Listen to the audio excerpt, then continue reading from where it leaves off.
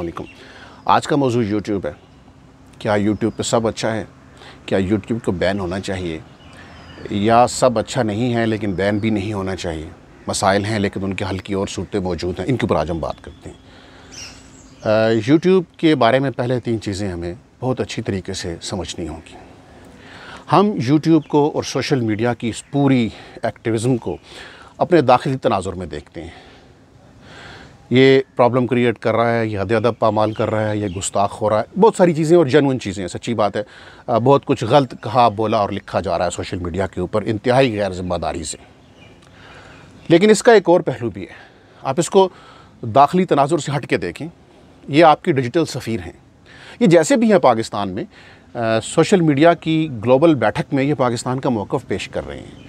वो भारत की यलगार हो मकबूजा कश्मीर में, वो भारत का पाकिस्तान के ऊपर हमला हो, वो भारत की कोई और शरपसंदी हो, वो पाकिस्तान का किसी भी मौक़े के ऊपर कोई दरीना मौक़िफ़ हो, उसका आलमी बरादरी में अबलाग यही सोशल मीडिया कर रहा है।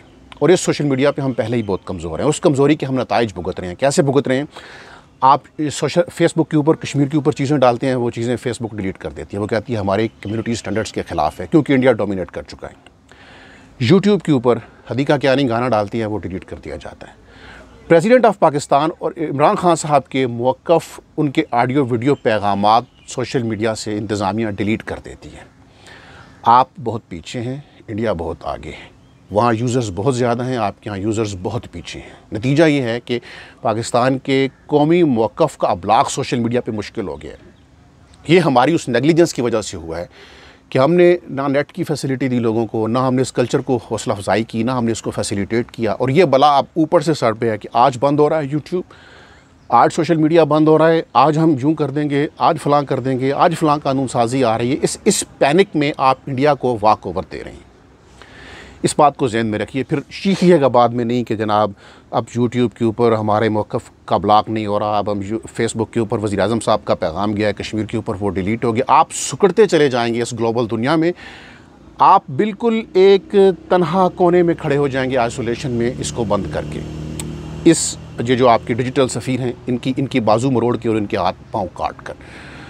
फिर इससे मुतसिल आपके कुछ इंटरनेशनल ऑब्लिगेशंस हैं जो ज़ाहिर है आज़ादी राय के हवाले से आपने की हुई हैं, और उनके वायलेशन से आपके लिए मसाइल पैदा हो सकते हैं। ये भी ज़हन में रखना चाहिए हमें। फिर ये भी ज़हन में रखना चाहिए कि मुआशी हालात पाकिस्तान के क्या हैं।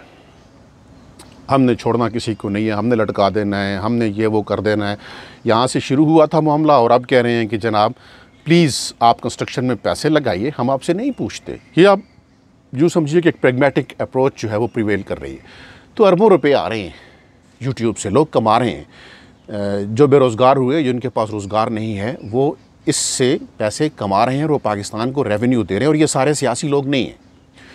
इसमें इंफोटेनमेंट के लोग हैं, इसमें खाना पकाने वाले लोग हैं, इसमें सयाहत वाले लोग हैं। सयाहत के ऊपर अज़मत अकबर साहब जैसे बहुत से खूबसूरत चैनल्स आए हुए हैं।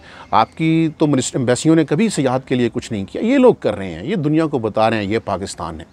अच्छा, बहुत सारे टेक्निकल इश्यूज़ होते हैं जो समझने के लिए हमें शायद मार्केट में जाना पड़े, लेकिन यूट्यूब के ऊपर हमें वो समझ आ जाते हैं। बहुत सी तालीमी चीज़ें वहाँ से मिल जाती हैं, एजुकेशनल चैनल्स वहाँ पर मौजूद हैं। तो वहाँ पे सिर्फ गुस्ताखी ही नहीं हो रही और वहाँ पे सिर्फ वल्गैरिटी ही नहीं हो रही, माफ़ कीजिए, और भी बहुत कुछ हो रहा है, बहुत कुछ मुस्बित भी हो रहा है। उस थोड़ी सी प्रॉब्लमेटिक चीज़ को हैंडल करने के लिए इस सारी मुस्बित चीज़ को लपेट के रख देना, ये मेरे नज़दीक तो कोई दानिशमंदी नहीं है। फिर उसके बाद अब इसका हल क्या है?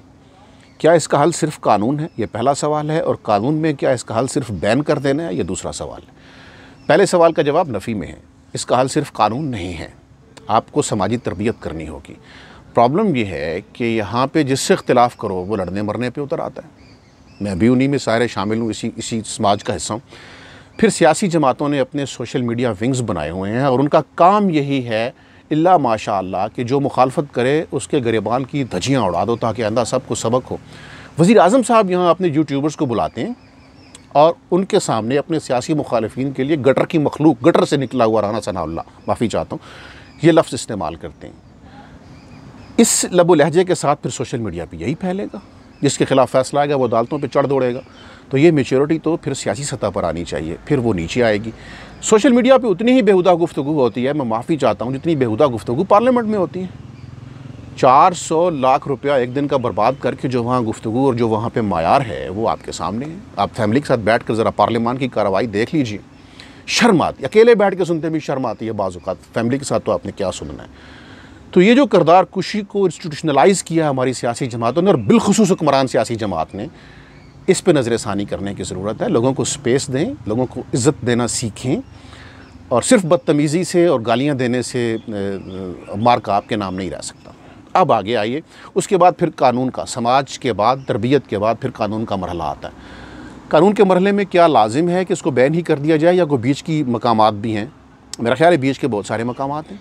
हम बात तो करते हैं कि हमारा आईनी हक है इस इशू के ऊपर बात करना, लेकिन हमें पता नहीं होता कि हम क्या कह रहे हैं। आपका आईनी हक है आर्टिकल 19 में बात करना, आपका हमारा, लेकिन जो पाबंदियाँ आर्टिकल 19 ही में लगा दी गई हैं, उन पाबंदियों को ज़रा देखें और फिर उसके साथ जो ज़ैली कवानीन की पाबंदियाँ हैं, आपका हक़ आज़ादी राय चैनलाइज़ हुआ है और हम सब उसको पामाल करते हैं। वहाँ से फिर प्रॉब्लम्स पैदा होते हैं। मैं सोच रहा हूँ कि मैं अगली किसी नशिस्त में आपके सामने वो सारे कवानीन भी रख दूँ ताकि एक चीज़ वाज़े हो जाए कि कानून और आइन के तहत हम इसके ऊपर बात कर सकते हैं, इस हद तक बात कर सकते हैं और इसके ऊपर बात नहीं कर सकते और इस हद से आगे नहीं जा सकते। फिर लग पता जाएगा, सच्ची बात है, कि आपकी आज़ादी राय है कितनी सारी। हम सुबह शाम आज़ादी राय के उस पैरामीटर्स को पामाल करते हैं जो आइन और कानून में दिए गए। ये सच्ची बात है, किसी को अच्छी लगे या बुरी लगे।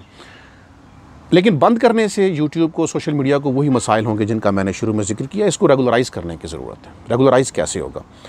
आप यूट्यूब को, फेसबुक को, ट्विटर को यहाँ से रेगुलेट नहीं कर सकते, ये बाहर से हो रहे हैं, बिल्कुल ठीक बात है। लेकिन जो कंटेंट यहाँ से अपलोड हो रहा है, आप उसके ऊपर तो पाकिस्तान का कानून लागू कर सकते हैं ना।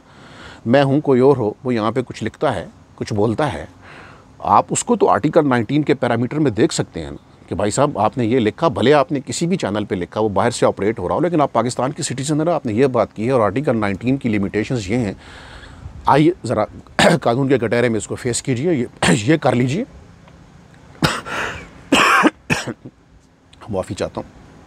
एक तो ये कर लीजिए, आप कानून को नाफिज कर दीजिए।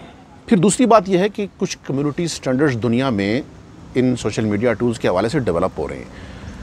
कश्मीर के ऊपर बात करने से वो बात क्यों डिलीट हो जाती है? उन कम्युनिटी स्टैंडर्ड्स में इंडिया ने मैनिपुलेट कर लिया है। आप सोए रहे, आप सिर्फ गुस्ताखों को सबक सिखाते रहे, इंडिया ने अपनी स्टेट मफादात को देखा। अगर आप इस कल्चर की हौसला अफजाई करेंगे, ये यूट्यूबर्स की, सोशल मीडिया एक्टिविस्ट्स की, और यहाँ पे इसके यूज़र्स बढ़ेंगे, तो फिर एक वक्त आएगा कि आपके पास भी इतना वेटेज होगा कि आप दुनिया से कह सकेंगे कि ये हमारी असासियत है, आप कम्युनिटी स्टैंडर्ड्स में इसको भी शामिल करें। इंडिया कर सकता है तो आप क्यों नहीं कर सकते? देखिए, बुनियादी बात यह है कि जब दुनिया के तकाज़े बदलते हैं तो फिर उन तकाज़ों के साथ चलते हुए उसके चैलेंज से निपटा जाता है। ये नहीं हो सकता कि हम छापाखाना नहीं लगने देंगे, हम कातबों से ही लिखाएंगे। आईने नौ से डरना, तर्ज़े कोहन पे अड़ना, मंजिल यही कठिन है कौमों की ज़िंदगी में, और हम उसी कठिन मंजिल के ऊपर पड़ाव डाल के बैठ गए हैं। मुझे लगता है दुआ कर सकते हैं कि हमारी ये गिरहें खुल जाएं और हम बदलते वक्त के तकाज़ों को समझें और बदलते वक्त के चैलेंजेस से, बदलते वक्त की बसीरत से डील करना सीख लें। अल्लाह हाफ़िज़।